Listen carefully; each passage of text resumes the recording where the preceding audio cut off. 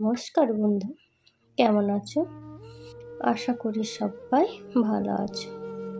তো আমি আবারও চলে এলাম আরেকটি গল্প নিয়ে তোমাদের মাঝে। তো গল্পটি একটু ধৈর্য ধরে শুনুন, আশা করি সবার ভালো লাগবে। তো আমি আমার আজকের গল্প শুরু করলাম।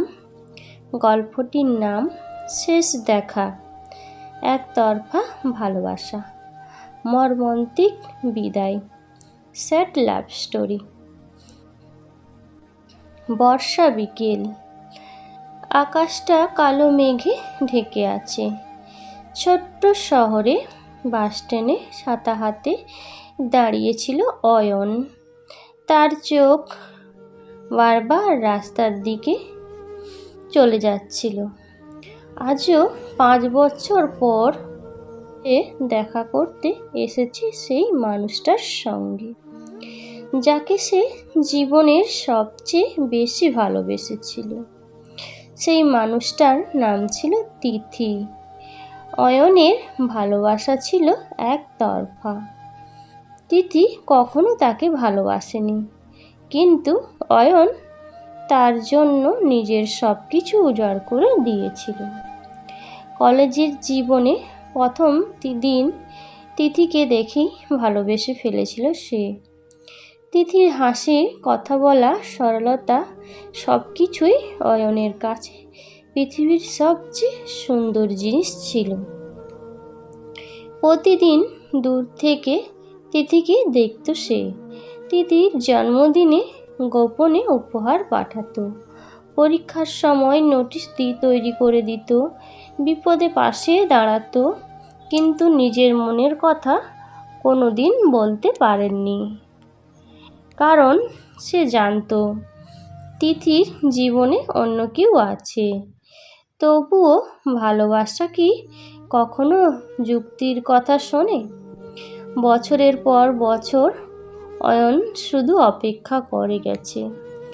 একদিন সাহস করে তিথিকে বলেছিল, তিথি, আমি তোমাকে খুব ভালোবাসি। তিথি কিছুক্ষণ চুপ থেকে বলেছিল, তুমি খুব ভালো মানুষ অয়ন, কিন্তু আমি তোমাকে সেভাবে কোনো দিন ভাবিনি। সেদিন অয়নের বুকটা ভেঙে গিয়েছিল, তবুও সে তিথির ওপর রাগ করেনি, কারণ সত্যিকারের ভালোবাসা কখনো জোর করে পাওয়া যায় না। এরপর ধীরে ধীরে যোগাযোগ কমে যায়। তিথির বিয়ে হয়ে যায়। অয়ন দূর থেকে শুধু তার সুখের খবর শুনত। প্রতিটি রাতে সে তিথির পুরনো ছবি দেখত, পুরনো মেসেজ পড়ত, আর নিঃশব্দে কাঁদত। বন্ধুরা বলতো, ভুলে যা তাকে, কিন্তু কিছু মানুষকে ভোলা যায় না। কিছু ভালোবাসা শুধু বয়ে বেড়াতে হয়।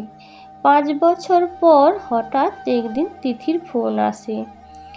কাঁপা কণ্ঠে সে বলে, অয়ন, একবার দেখা করতে পারবে?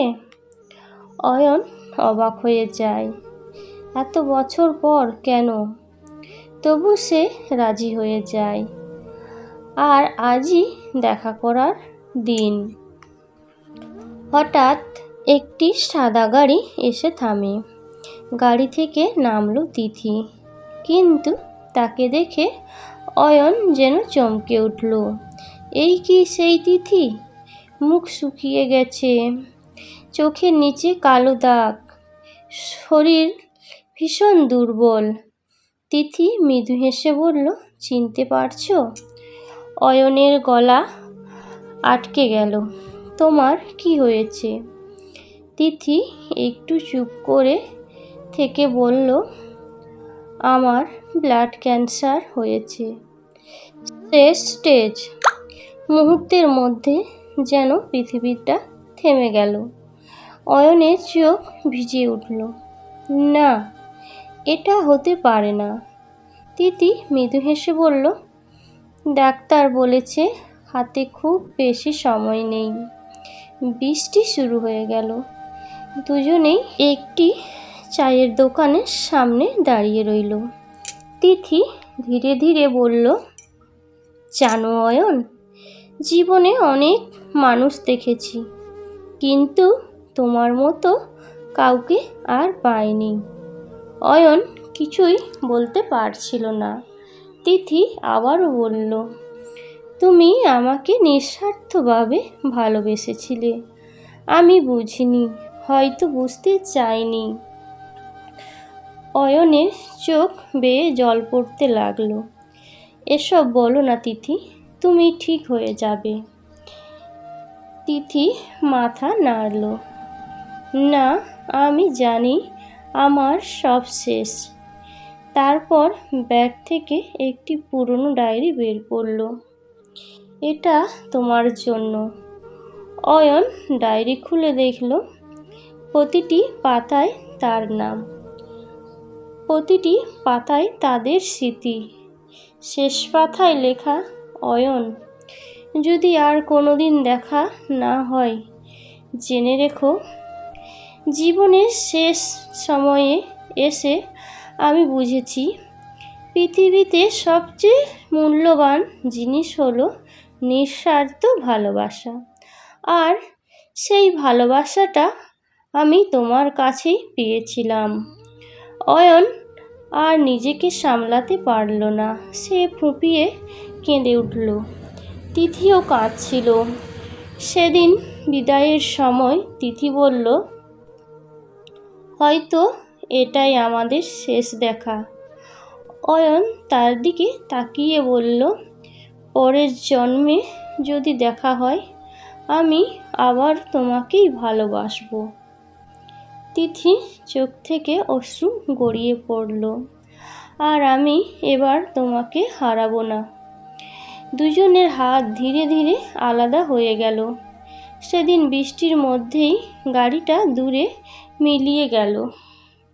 অয়ন দাঁড়িয়েই রইল অনেকক্ষণ। খুব ক্ষণের 3 দিন পর ভোরের বেলায় অয়নের ফোনে একটি ফোন এলো। তিথি আর নেই। রাতের শেষ প্রহরে সে পৃথিবী ছেড়ে চলে গেছে। খবরটা পড়ে অয়ন নিঃশব্দ বসে পড়ল। তার চোখে জল ছিল, কিন্তু কোনো শব্দ ছিল না। কারণ কিছু কান্না শব্দ করে বের হয় না, সেগুলো হৃদয়ে গভীরে রক্তক্ষরণ হয়ে থেকে যায়। বহু বছর কেটে গেছে। অয়ন আজও বিয়ে করেনি। প্রতি বছর তিথির মৃত্যুর দিনে সে সেই বাস স্ট্যান্ডে যায়। হাতে থাকে একগুচ্ছ সাদা ফুল আর সেই পুরনো ডায়েরি। সে আকাশের দিকে তাকিয়ে আস্তে করে বলে, তুমি তো বলেছিলে আবার দেখা হবে। বাতাস হালকা করে বয়ে যায়। মনে হয় যেন দূর আকাশে কেউ উত্তর দিচ্ছে, হবে অয়ন, একদিন ঠিক হবে। সাদা ফুলগুলো ভিজে যায় অয়নের চোখের জলে। আর সেই অসমাপ্ত একতরফা ভালোবাসা গল্পটা চিরদিনের জন্য রয়ে যায় হৃদয়ে গভীরে, এক নিঃশব্দ ব্যথা হয়ে। বন্ধুরা, গল্পটি কেমন লাগলো? গল্পটি যদি ভালো লাগে একটা লাইক, একটা শেয়ার করে দেবেন, অন্যদেরকে দেখার সুযোগ করে দেবেন। তো বন্ধুরা, আমার গল্পটি এখানেই শেষ হলো। ভালো থেকো, সুস্থ থেকো, নিজেদের খেয়াল রেখো। আর আমার ভিডিও সবার আগে পেতে চ্যানেলটিকে সাবস্ক্রাইব করে দিও। সবাই ভালো থেকো, সুস্থ থেকো, টাটা।